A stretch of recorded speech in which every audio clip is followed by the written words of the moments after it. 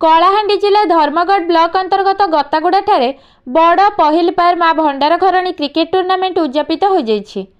Final दिवस रे लिमसेर और गंडामेर मध्य रोमांचक मैच देखा मिलता।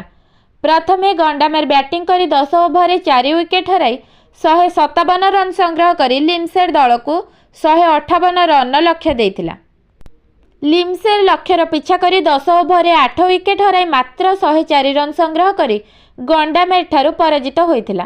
फाइनाल मैच रे मुख्य अतिथि भावे ओबीसी मंच राज्य कार्यकारिणी सभापति, पांडेरामाली युववाहिनी सभापति, विशिष्ट समाजसेवी, गरीब असहाय लोकंक सुख दुखर साथी श्री दुर्गा प्रसाद नायक जोग देइथिबा बेले सम्मानित अतिथि भावे धर्मगढ़ जिला परिषद जोन नंबर 1 रो जिला परिषद सभ्य गोपीनाथ महानंद, पांडेरामाली युववाहिनी सभापति भवानी शंकर बणिया, धर्मगढ़ ब्लॉक बीजेडी सभापति डाकेश्वर लहजल, टीपीगुड़ा सरपंच हाथीराम दुर्गा, लक्ष्य भोई, संतोष भोई, शुभेन्दु नायक, तपन नायक, धर्मगढ़ एनएसी युववाहिनी सभापति सौम्यरंजन नायक, पंचानन नायक प्रमुख जोगदे खेलाड़ी मानंकु उत्साहित करथिले।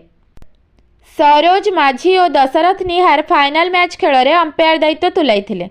सुंदर भावरे खेल को परिचालन रे सहाय्य करथिले छायाकांत नायक, चित्तरंजन भोई, सुबुद्धि नायक, दीनबंधु तांडी, पिंटू नायक, दिलीप नायक, मिलन नायक, दशरथ निहार, अमित नायक, भमर नायक, गुण नायक, डंबरुधर नायक मंच परिचालन रे सहयोग करथिले। धर्मगढ़ सौम्यरंजन नायक का रिपोर्ट, सठिक न्यूज ओडिशा।